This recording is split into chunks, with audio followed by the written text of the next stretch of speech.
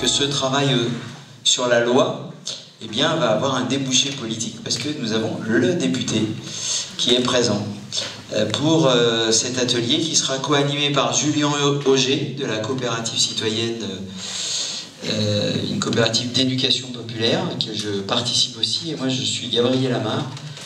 Je fais différentes choses, mais notamment de co-animer avec Tiffaine Ducharme le pôle atelier des lois de la France insoumise. Voilà, monsieur le député, Loïc, c'est à toi. Merci Gabriel. Oui, alors pour la disponibilité, juste mes excuses pour ce matin où elle était un petit peu en pointillé. J'étais un petit peu sollicité pour d'autres choses, mais je tenais effectivement à être présent ce soir pour cet atelier des lois, et je serai avec vous jusqu'à l'issue, puisque le terme, c'est effectivement que l'on arrive à fabriquer cette loi, cette fameuse loi, et de fait que je suis un outil supplémentaire à cet atelier, c'est une immense caisse à outils, je suis un outil supplémentaire pour que le débouché, effectivement, aille jusqu'au dépôt de cette loi que vous aurez élaborée ce soir tous ensemble. Donc le thème de cet atelier, c'est l'obsolescence programmée. Alors c'est la question, pourquoi l'obsolescence programmée? Pourquoi, Loïc, tu voulais parler de l'obsolescence programmée? Ben, j'ai répondu à Gabriel, pourquoi pas? Il n'était pas tout à fait satisfait de ma réponse, mais il l'a prise telle quelle. Mon idée, donc je siège à la commission de développement durable avec ma collègue Mathilde Panot, et toutes ces questions environnementales, bien sûr, sont au cœur de notre travail législatif chaque semaine, et cette question de l'obsolescence programmée, de la gestion aussi des déchets plus largement, est bien sûr au cœur de nos préoccupations, et il me semblait que cette discussion autour de l'obsolescence programmée, qui est un sujet qui revient régulièrement dans l'actualité, permettait d'être assez ouvert, accessible à tous, puisqu'on parlait de savoir chaud et de savoir froid ce matin, peut-être on en reparlera au cours de l'atelier, vous en redonnerez quelques définitions, quelques mots. Il me semblait que pour des gens qui, comme moi, ont plutôt du savoir chaud que du savoir froid, c'était intéressant de pouvoir construire quelque chose autour de cette question de l'obsolescence programmée, parce que je pense qu'au cours des discussions, ça va aussi amener beaucoup de discussions, de débats sur notre façon de consommer, et notre façon aussi d'envisager notre 6e République écologique et sociale. Donc voilà pourquoi ce thème, et voilà. Donc je vous laisse maintenant dans les mains de nos animateurs chevronnés. Je serai à une table pour co-écrire, co-construire cette proposition de loi avec vous. Et sur le sujet en particulier, j'essaierai d'apporter quelques petites lumières à la mesure de mes connaissances et de mon savoir chaud sur le sujet. Voilà, moi je m'occupe du pôle Milité Centrale de la France Insoumise. Je suis cofondateur avec Gabriel d'une association qui s'appelle la coopérative citoyenne, dans lequel on a élaboré, bon an mal an, tout un tas d'outils d'éducation populaire qui peuvent servir à militer, comme disait Loïc, en partant du savoir chaud, du savoir populaire, et non pas en allant arroser les gens de programmes tout faits, d'idées toutes faites et de choses comme ça, mais plutôt de co-élaborer, et c'est à ce titre-là que j'ai toujours le plaisir de co-animer des ateliers avec tantôt Gabriel, tantôt Tiffaine Ducharme, tantôt d'autres, et c'est un plaisir. Merci pour l'accueil à Bordeaux. Cet atelier des lois, on vous le propose comme un outil qui fait appel non pas, comme vient de le dire Julien, à des choses élaborées par des experts, à des choses élaborées par des professionnels de la politique, élaborées dans les cercles fermés des partis politiques traditionnels, mais qui visent à construire à partir de l'intelligence collective plutôt qu'à partir d'une expertise personnelle, eh bien, ce qui est du ressort d'une loi. Aujourd'hui, c'est l'obsolescence programmée qui nous réunit. Il y a eu, depuis 1 an et demi, plusieurs initiatives d'ateliers des lois sur la sortie du nucléaire, sur la santé publique pour tous et toutes, sur l'eau, l'agriculture, et ainsi de suite. Vous pouvez trouver ces travaux sur la plateforme de la France Insoumise, sur l'onglet L'avenir en commun, le programme. Donc, vous avez les ateliers des lois, et là vous retrouverez les productions de plusieurs ateliers des lois, cumulés parfois sur le même thème. Et donc tout ça pour vous dire que ce que vous allez faire aujourd'hui, eh bien, ça ira dans 3 heures sur cette plateforme, alimenter le travail, et là, du coup, sur un thème nouveau que vous allez dégrossir en quelque sorte, entamer, qui est la question de l'obsolescence programmée. Mieux encore, les députés de la France Insoumise, dans cette mandature, sans attendre 2022 et la majorité politique qui sortira de ces urnes, et nous plaidons pour qu'elle soit insoumise, cette majorité, eh bien, vous avez la possibilité, non pas en partant de ce qui existe déjà dans les textes, mais à partir de ce que vous ressentez, de ce qui fait sens, qui fait accord entre vous ce soir, mais qui écrira en fait des éléments d'un texte de loi qui pourront être portés dans cette mandature sous forme d'amendements ou sous forme de propositions de loi par le groupe de la France Insoumise à l'occasion de son rendez-vous annuel qui lui permet de fixer, lui, un ordre de jour sur une journée annuellement. On appelle ça la niche parlementaire du groupe de la France Insoumise. Il y en a ainsi pour tous les groupes politiques reconnus et constitués et reconnus par le règlement intérieur de l'Assemblée nationale. Donc, ce travail, non seulement il va alimenter une plateforme, si vous êtes frustré en sortant, vous pourrez personnellement aller sur un Wikimedia et continuer à écrire, enrichir et compléter ce qui sera fait aujourd'hui ensemble. Et autre fonction, vous l'avez trouvé, vous l'avez de vous-même, on le répète depuis tout à l'heure, le député de la circonscription, les députés de la France Insoumise, donne un débouché politique aux travaux en atelier des lois. Donc il y a une forme de puissance à cet exercice, et je crois assez singulier, que vous ne côtoierez pas dans d'autres espaces politiques, en tout cas à ce jour, et encore moins dans les partis politiques du vieux monde. Oui, donc bonjour à ceux qu'on n'a pas encore croisés. Donc je suis Thomas, je suis avocat en droit du travail, et puis voilà, je suis là pour faire le copiste. Donc, je ne suis pas là pour suggérer quoi que ce soit. Voilà, un copiste qualifié, mais on est là pour écrire ce que vous proposerez. Merci. Oui, bonsoir, mais idem, donc je suis avocate, plus en exercice, mais bon, toujours avocate et donc juriste a fortiori.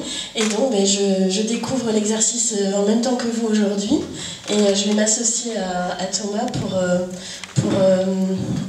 restituer vos idées, vos paroles, vos écritures. On va commencer notre travail debout, histoire de faire un peu connaissance en quelques minutes. Je vais vous demander de venir dans cet espace qu'on a libéré exprès pour tous les moments où on sera debout. Ouais. Tout à fait. Se livrer à un petit jeu qui s'appelle Espace Stop et qui va nous permettre de briser la glace. Je vous donne le principe de façon très simple. Je vais vous demander de vous déplacer dans l'espace et à un moment je dirai stop. C'est pour ça que ça s'appelle comme ça. Et à ce stade, je vous demanderai de vous regrouper en fonction d'une consigne que je vous donnerai. Je vais vous demander de vous regrouper en fonction de la couleur de vos yeux.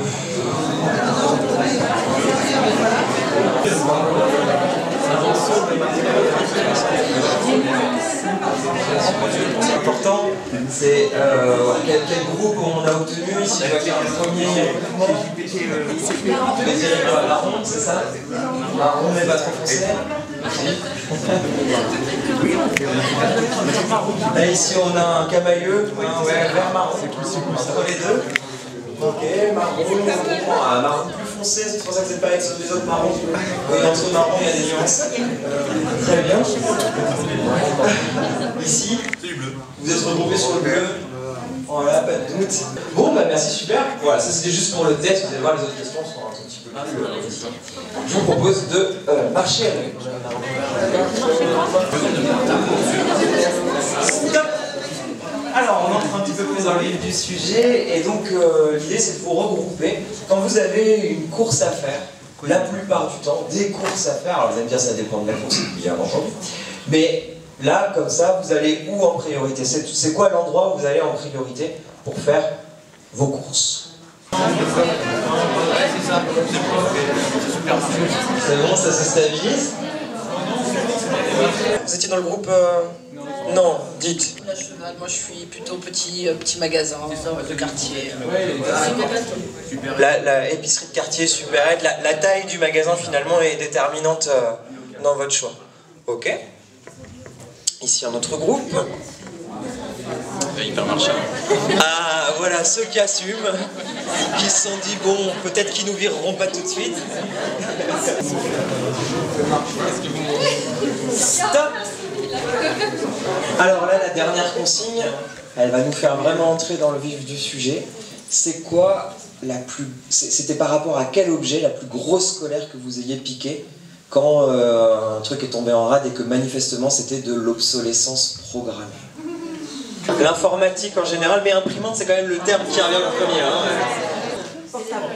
Groupe téléphonie portable, mobile, d'accord. Électroménager, d'accord. Donc vous avez fait alliance entre les aspirateurs et les machines à laver, les frigos. C'était un petit moment rapide et simple pour faire un peu de connaissance. Et puis vous voyez que là on commence déjà à avoir 2-3 pistes au moins sur les colères. Eh bien, nous allons vous inviter à vous asseoir. Toujours par groupe de 4, pas nécessairement avec ceux que vous connaissez déjà. La France insoumise se donne pour objectif de lutter contre l'obsolescence programmée.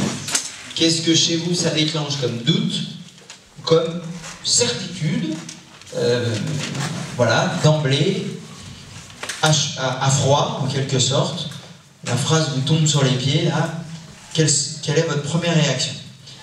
On n'écrira peut-être que 1 ou 2 ou 3 ou quelques articles, c'est pas grave, mais au moins qu'on arrive à faire un bout du chemin avec cette première séance. Donc, pendant ces 20 minutes, vous avez 5 minutes chacun.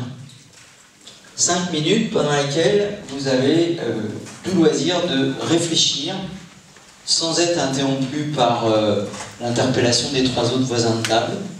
Comme vous avez le choix de vous exprimer pendant 5 minutes ou seulement 1 minute sur les 5 minutes, ce sont 5 minutes qui sont à vous. Doute et certitude. On ne va pas sur le terrain des propositions, des priorités, des choses comme ça. Ça, c'est un autre temps de travail tout à l'heure. Là, on est uniquement sur doute et certitude. Vous avez le droit d'avoir que des doutes, vous avez le droit d'avoir que des certitudes, vous avez bien sûr le droit d'avoir les deux. Tout est légitime. Ceux qui mettent en place l'obsolescence programmée, c'est le fabricant.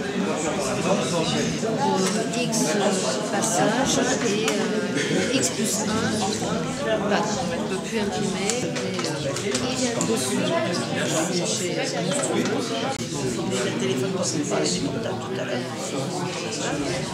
Le nombre de portables qui partent. Et en même temps, on nous dit qu'il faut faire dans le durable. On définit l'obsolescence programmée. Qu'est-ce qui est l'obsolescence programmée?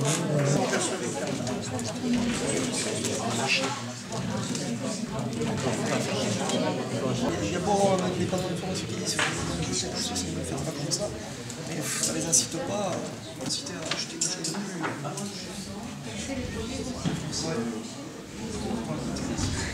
La loi peut les contrôler. Et c'est pour ça que beaucoup au niveau de l'Europe, aussi la réglementation. Nous allons compléter la consigne et repartir dans un échange, cette fois-ci entre vous, pendant 10 minutes. Alors là, par rapport à ce que chacun a exprimé à la table, il faudrait que vous listiez, donc il y a peut-être là, on commence à écrire, listiez ceux qui fait accord et ceux qui fait désaccord entre vous dans les 3 ou 4 interventions de 5 minutes qui viennent de se dérouler.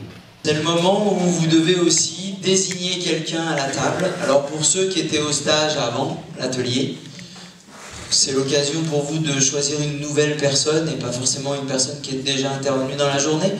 Pour faire l'exercice pour que ça tourne un peu. Et puis si c'était un garçon, bah là maintenant on choisit une fille. Et vice versa. Donc une personne qui tout à l'heure va s'exprimer dans 10 minutes au nom de la table pour donner un point d'accord et un point de désaccord. mais qu'un point d'accord et qu'un point de désaccord, en ne pouvant pas en donner un qui a déjà été dit par une table avant. Donc du coup, pendant ces 10 minutes, vous essayez d'avoir plusieurs points d'accord et plusieurs points de désaccord. Et si la loi n'avait pas existé, on avait 10 de produits sur le plan. Donc s'il n'y avait pas de loi, par exemple, qui entraîne La loi nous a permis de ne pas mettre les 10. La technique qui suit. La garantie, c'est de te remplacer, de te le réparer. Oui, je suis remplacé, ils auraient aligné. Bon, alors pour ceux qui ne savent pas, c'est normal, ce code c'est n'importe qui peut réclamer le silence comme ça, et si vous voyez quelqu'un lever les deux mains, vous pouvez faire, enfin, on attend que vous fassiez pareil, et c'est une astuce pour récupérer le silence très très doucement et en même temps très rapide.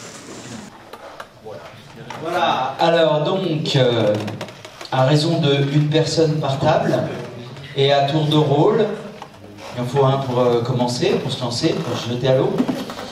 J'accours. Alors, on est tous tombés d'accord, là, tous les quatre, sur qu'il était temps qu'une volonté politique porte enfin ce juste combat et ouvre une autre voie.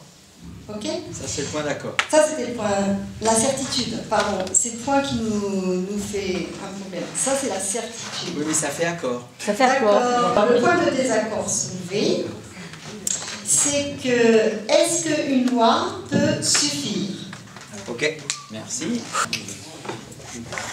Donc l'autre point d'accord, c'est une certitude, et c'est sur le fait que c'est possible d'un point de vue technique et technologique. Donc il faut une maîtrise de la chaîne de production en établissant des normes, des moyens d'audit. Donc on sait que c'est possible à faire. Notre point de désaccord, c'est au niveau d'un doute. Donc c'est par rapport au fait qu'on puisse légiférer à un niveau national quand on est dans un marché international. Donc on ne sait pas si c'est pertinent de vraiment... c'est pertinent, voire possible. Voilà, c'est vraiment la possibilité qui posait le désaccord de faire une loi au niveau juste de la France quand on sait que la plupart des grandes entreprises sont internationales, qu'on est dans un marché international. Alors pour l'accord, on avait pensé de créer une institution qui enquête, enregistre les plaintes des citoyens et compile les entreprises qui font l'objet d'obsolescence programmée. Cette institution, elle aurait un pouvoir de sanction, elle aurait une fonction policière, ce serait plus rapide et plus dissuasif contre les entreprises. Et pour le point de... Juste interromps, là on est sur doute et certitude, on n'est pas sur la phase des propositions, qui sera un autre temps de travail après, c'est ce que j'avais commencé à vous dire tout à l'heure. Là, tu es un peu dans les propositions, mais c'est... voilà, on n'y est pas encore. Là, on est sur doute et certitude avec vos points d'accord ou vos points de désaccord. Ok. Voilà. Mais c'est noté, c'est dans la boîte. Et en point de désaccord, du coup, on doutait sur le fait qu'on puisse légiférer à une échelle nationale. On pense plus qu'il faut légiférer à un niveau européen pour que tout cela fonctionne. D'autres choses qui n'ont pas encore été dites? Nous sommes tombés d'accord sur le fait que l'obsolescence programmée, ça ne respecte absolument pas le travail humain, plutôt inhumain en l'occurrence, qu'il y a derrière la fabrication des appareils.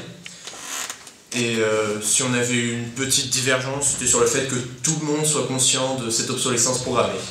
Nous, en certitude, on pense qu'on va vers l'épuisement des ressources de la planète. Donc il y a les lois à mettre en place. Et le désaccord qu'on a eu un petit peu, c'est sur voilà, la sensibilisation et apprendre à consommer. On n'est pas trop d'accord sur la responsabilisation du consommateur. Je pense que c'est là-dessus qu'il faut travailler. Donc il y en a qui sont d'accord, d'autres pas d'accord.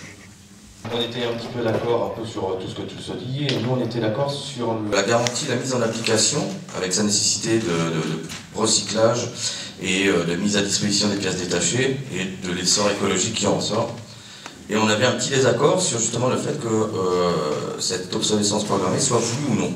Voilà. Voulu ou non.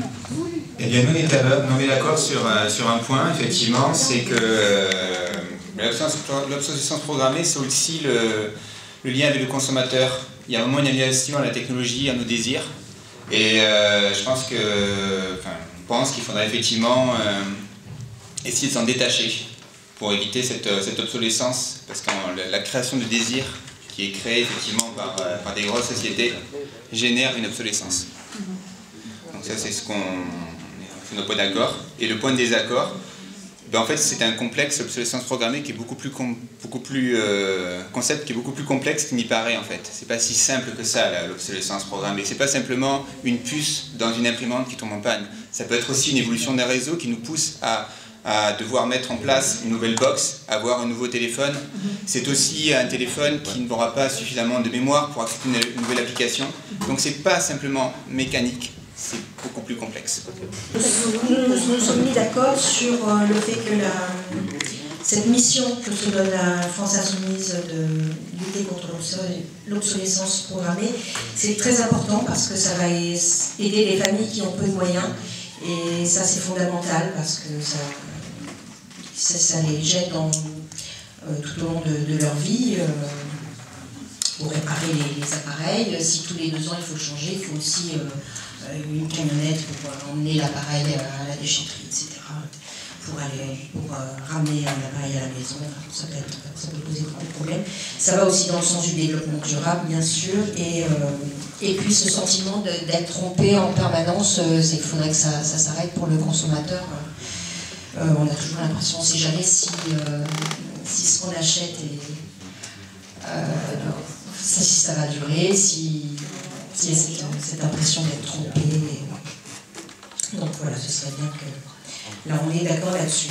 Et la divergence, c'est pas tout à fait une divergence, c'est un doute à propos de la définition de l'obsolescence. Comme disaient à certaines tables, c'est assez complexe, la définition, c'est pas forcément quelque chose qui a été programmé, mais ça peut être aussi la mauvaise qualité d'un appareil, des composants qui entrent dans la fabrication de l'appareil, si ça a été fait exprès pour que l'appareil tombe en panne. Est-ce qu'on peut parler d'obsolescence programmée à ce niveau-là? Donc on ne sait pas, on a le doute, est-ce que ça rentre dans le cadre de la loi? Comme accord, on avait l'importance que la France Insoumise provoque l'évolution des débats en mettant le sujet sur la table. Et donc ça allait faire, même si tous les députés n'étaient pas forcément d'accord avec nos propositions, ça allait forcément faire parler, ça allait forcément rentrer dans l'opinion publique, rien que d'en parler même un tout petit peu. Et donc provoquer une évolution du débat qui serait très importante forcément. Et notre désaccord, c'est plutôt un espèce de doute qui serait une impossibilité de mettre en place une loi pour contrôler les objets qui rentreraient en France, avec, comme la plupart des entreprises sont internationales, comme on l'a déjà dit, et donc que ce serait quasiment impossible de sélectionner les entreprises pour observer même si en effet ce qu'elles faisaient était bien oui ou non de l'obsolescence. D'ailleurs on est en accord avec la fille qui vient de s'exprimer pour dire que c'est un sujet qui est assez fédérateur étant donné que tout le monde est concerné par l'obsolescence programmée, et je pense que de ce fait l'opinion publique pourra aussi pousser à ce que la loi soit mise en place. Et de cette loi, il faudra qu'il en découle des normes justement pour que les produits puissent être vendus dans notre pays. Et, pas de point de désaccord? Non, pas de point de désaccord, je peux parler d'un doute. On était d'accord sur un doute. Peut-on faire le poids contre les lobbies, les industries, compte tenu... On l'a dit déjà? Non, compte tenu de la passivité des consommateurs. Et d'ailleurs, à ce sujet, un détail, au début, on avait dit des citoyens, j'avais écrit des citoyens, et on a corrigé citoyens par consommateurs. Parce que le mot citoyen invoquait autre chose que consommateur. tout à l'heure, quelqu'un a dit créer le désir, et nous, on a pensé qu'il fallait agir sur la publicité. Et on était d'accord pour ça. Côté juriste, vous y arrivez? Pour la prise de notes? Oui. Oui, ça se passe. À suivre et tout. Là, la dernière proposition, vous l'avez? Merci. C'est bien ce qui me semblait. J'ai remarqué qu'ils étaient en train de papoter plutôt que de travailler. Voilà.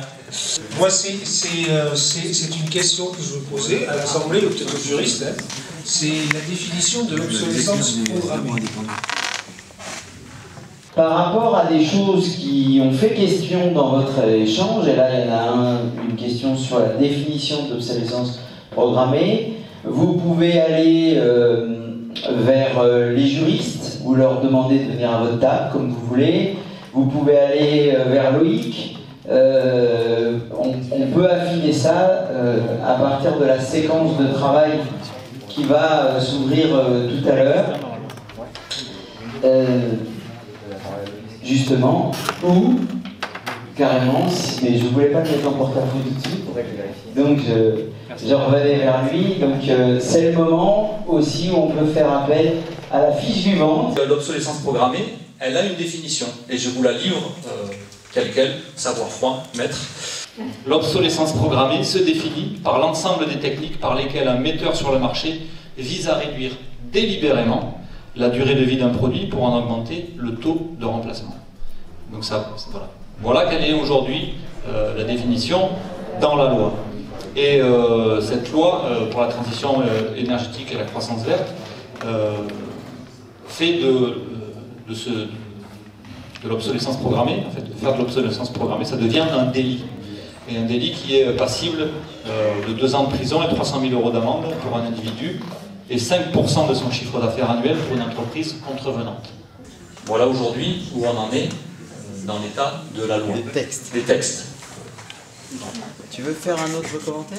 Juste la question c'est, est-ce que ça suffit à répondre à toutes ces questions qu'on a soulevées?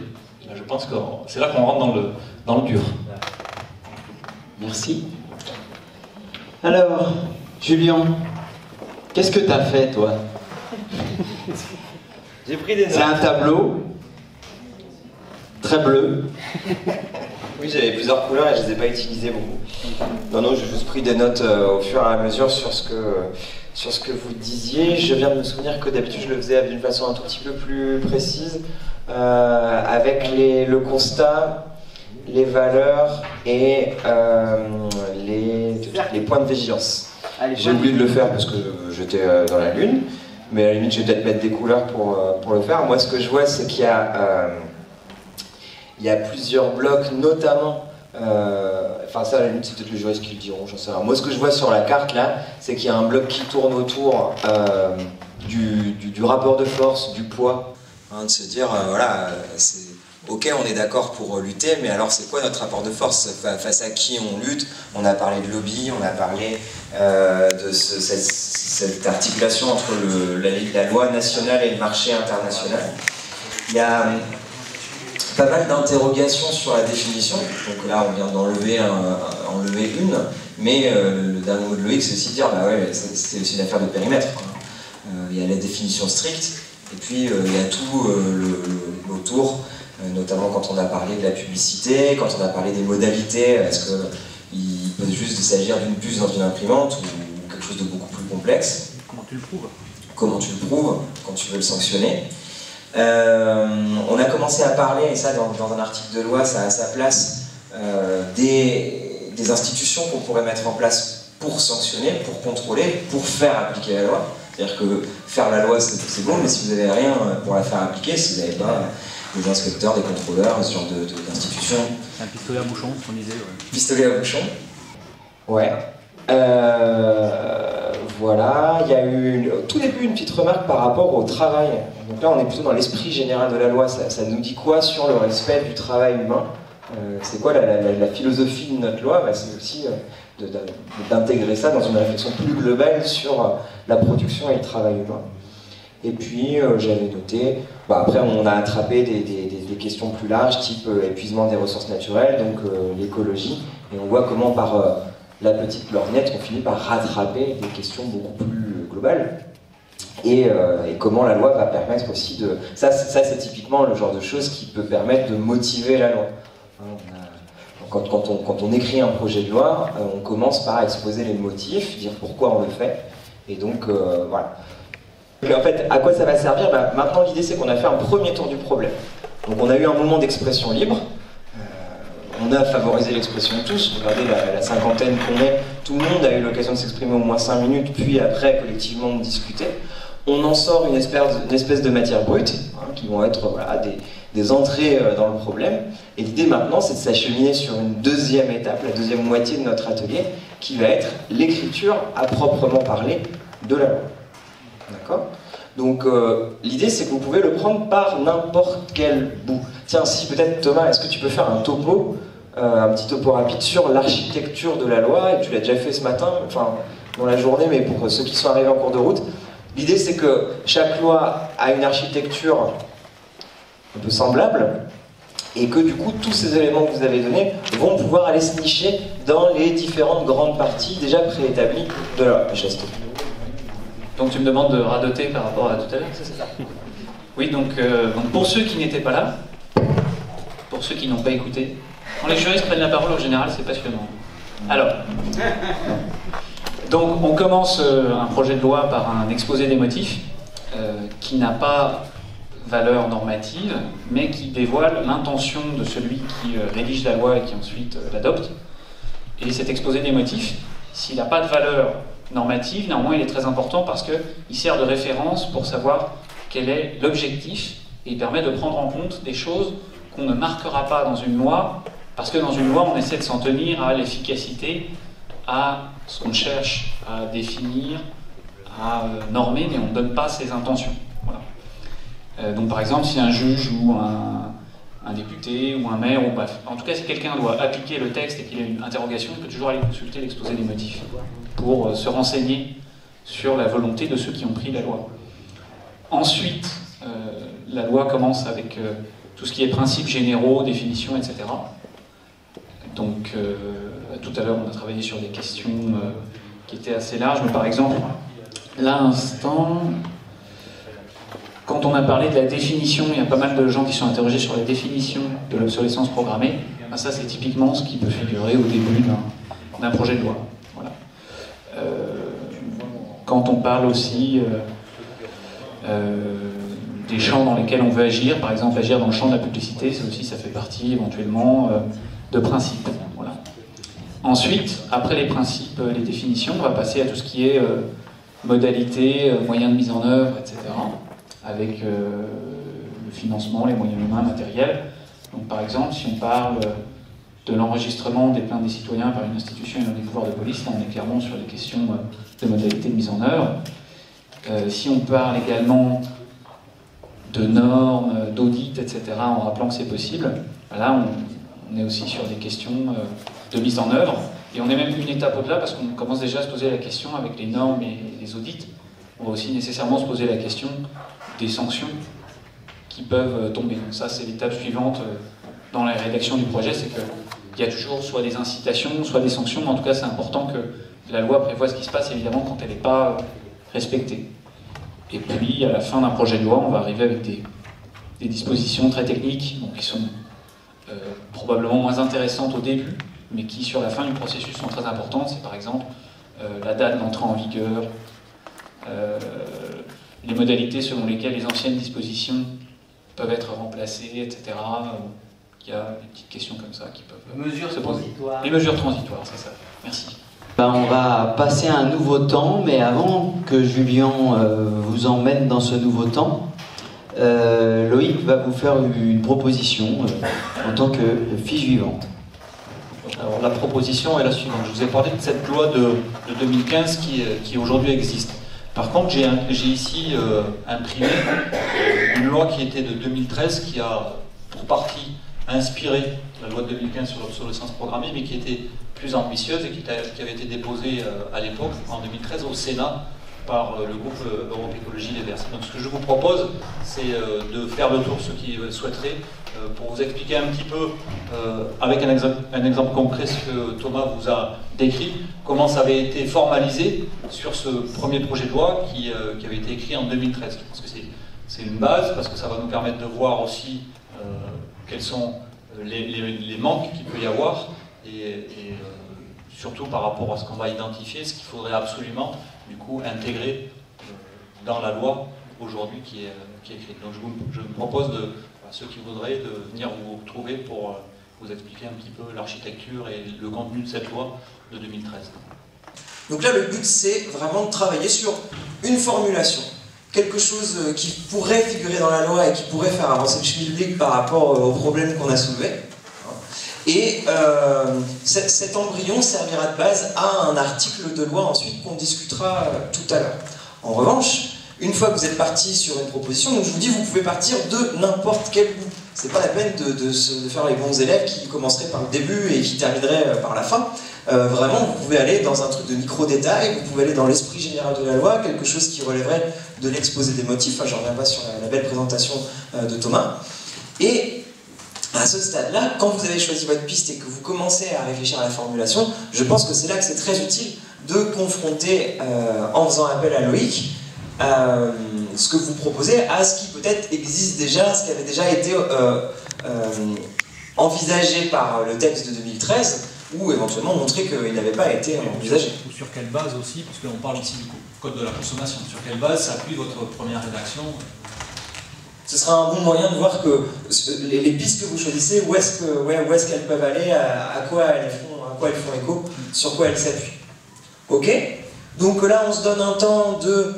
C'est combien, Gabriel, d'habitude? 15 minutes? 20 minutes. 20 minutes 20 minutes pour vraiment prendre le temps de travailler à la formulation. Je vous donne un conseil, vraiment viser quelque chose de simple et court. Hein, on dit souvent sujet, verbe, complément. Pourquoi? Parce que si c'est trop complexe, on va avoir du mal à le discuter. Donc là, c'est beaucoup plus facile de discuter d'une phrase de départ et puis ensuite de l'enrichir que de partir d'un paragraphe déjà rédigé où alors il faut déconstruire pour reconstruire. Voilà ce que je veux dire.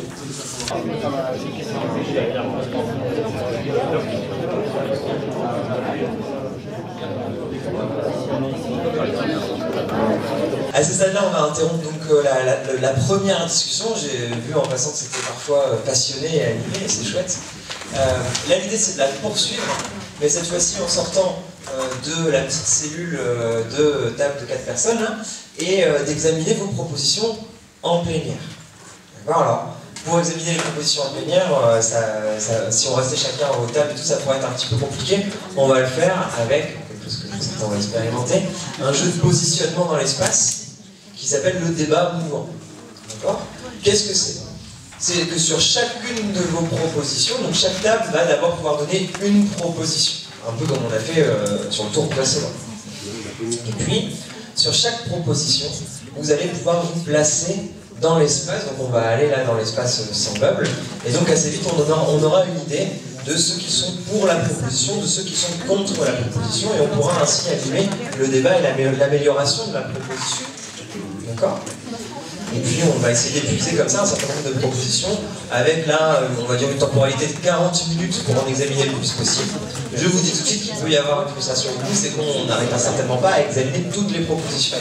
Mais comme me le rappelait Gabriel, les propositions qui n'auront pas eu le temps d'être examinées, elles peuvent encore être soumises via le Wikimedia, donc si vous savez, je vous en parler. Tout le temps n'a pas pu, voilà.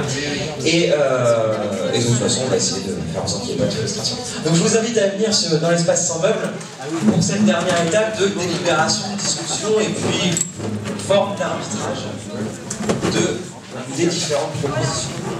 Le travail, c'est d'élargir le consensus pour voir ce sur quoi on peut tomber d'accord et déjà servir de point d'appui pour la loi. Donc je vous énonce tout de suite un principe, c'est qu'en fonction de la première photographie, en fonction du premier rapport de force, façon de parler, moi je vais essayer de tenir un temps qui correspond à ça. S'il y a déjà un large consensus au point de départ, on essaiera d'aller vite sur cette proposition, voir s'il y a un moyen de l'améliorer, puis si on n'en trouve pas immédiatement, eh ben on passe à la proposition suivante. Si en revanche on est sur quelque chose qui pose problème, 50-50, difficile de dégager un consensus, alors je m'autoriserai à passer un peu plus de temps pour voir si on peut aussi travailler cette contradiction. Ça vous paraît clair? Ok, donc je prends la première proposition qui vient, tu veux la proposer. Alors à chaque fois, les juristes, eux, observe, écoute et tape les propositions. Quand vous la lisez une première fois dans le micro, n'hésitez pas ensuite à aller la répéter ou leur donner le papier. Donc nous, on a proposé la création d'une agence de contrôle public de l'obsolescence programmée pour imposer aux constructeurs l'affichage clair et transparent du cycle de vie des produits et taxer les produits à durée de vie très courte.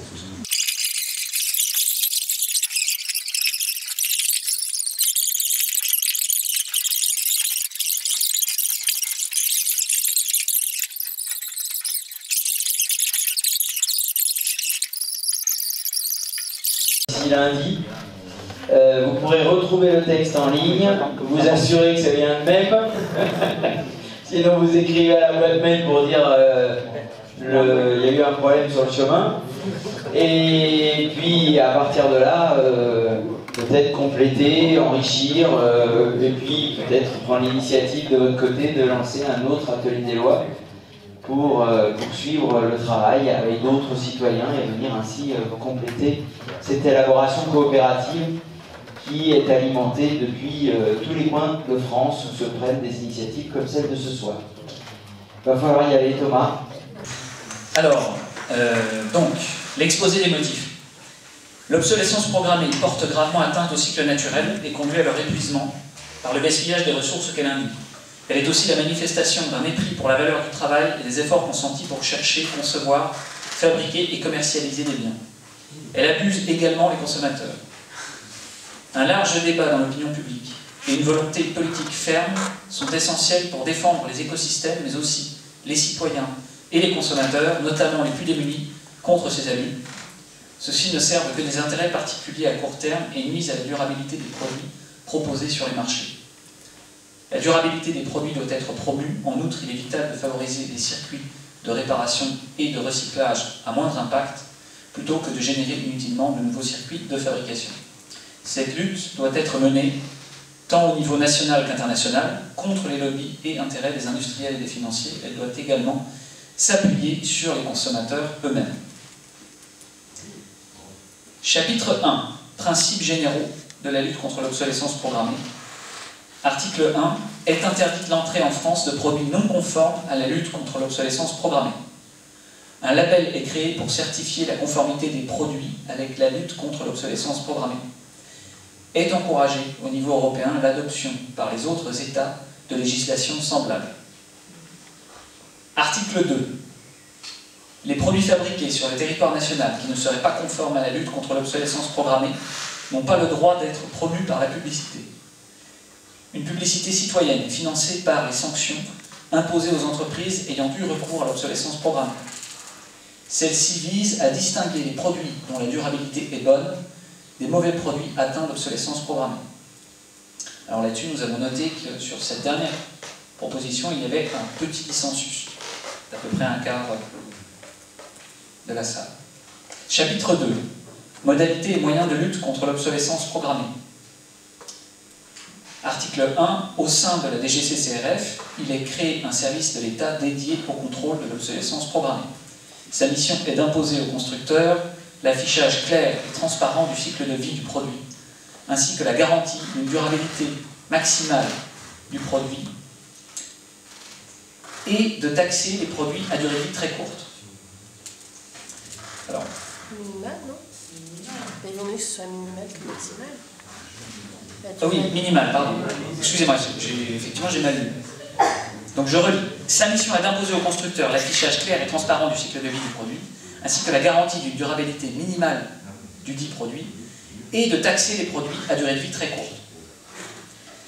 Sont constituées des bases de données au vu des plaintes remontant des utilisateurs afin de répertorier les produits et de lutter contre l'obsolescence programmée. Article 2.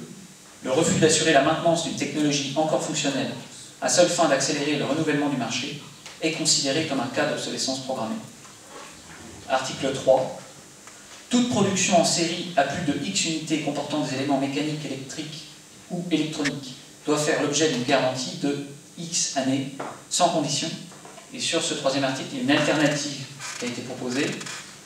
À compter du 1er janvier 2019, la garantie légale est étendue à 10 ans. Donc ce point-là avec un dissensus assez équilibré. Et enfin, dernier article, le laboratoire national d'essai est compétent pour réaliser des prélèvements aléatoires sur le marché et pour vérifier la conformité des produits à la lutte contre l'obsolescence programmée. Il se verra attribuer les moyens nécessaires à l'exercice de cette mission et aux sanctions afférentes. Tu as fini? C'est bon. Alors,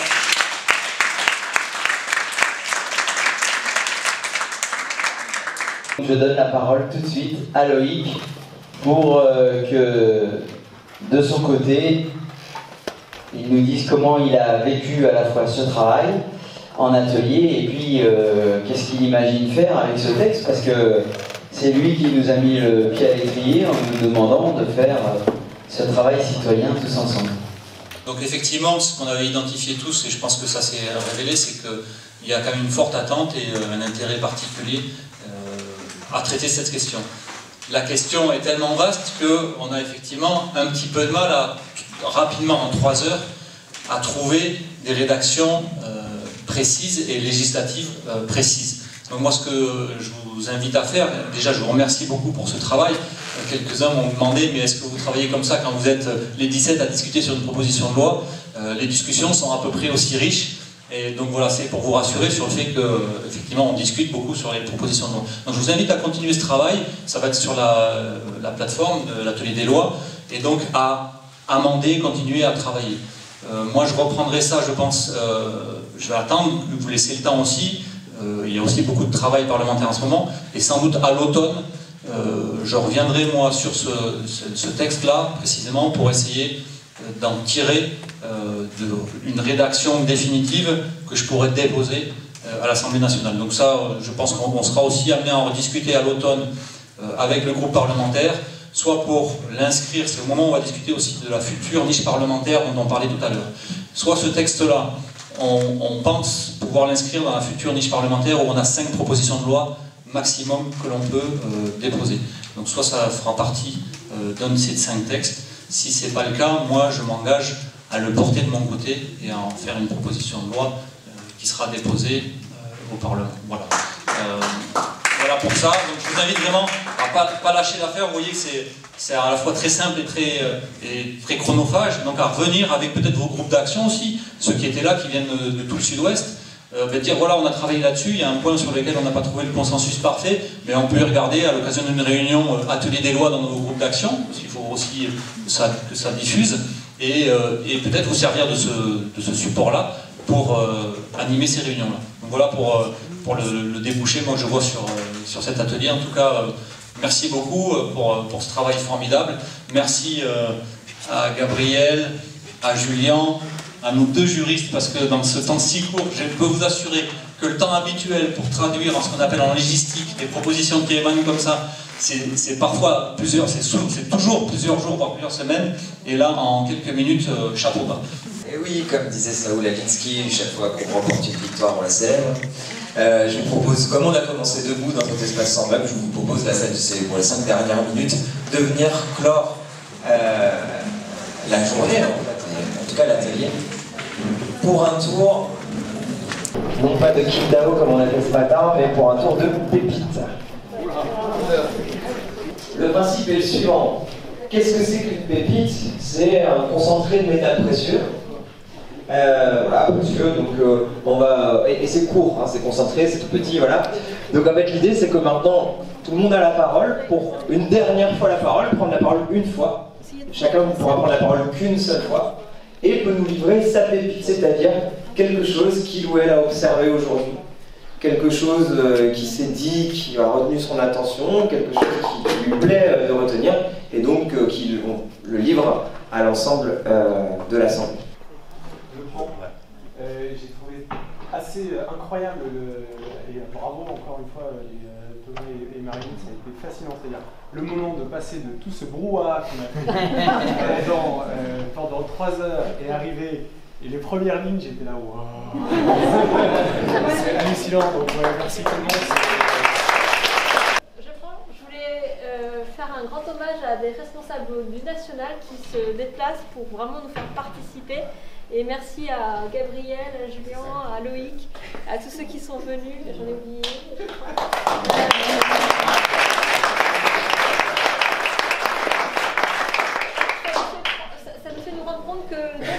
pas là que pour cautionner un programme, mais voilà, ça donne de l'espoir parce que c'est toujours le petit doute qu'il y a dans les mouvements politiques, mais là on voit que la France Insoumise, c'est pas ça. Le grand apéro est prêt.